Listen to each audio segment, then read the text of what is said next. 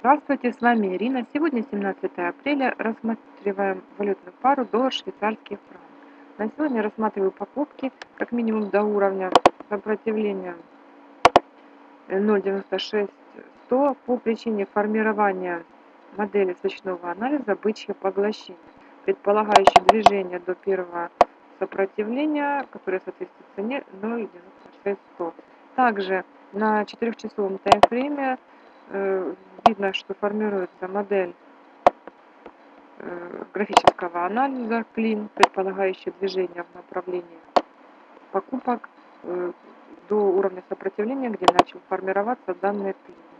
Этот уровень соответствует 0,97-100. То есть первое движение рассматриваем к сопротивлению 0,96-100. При пробое данного уровня следующей целью является 0,97-100. Спасибо за внимание. С вами была Ирина. До свидания.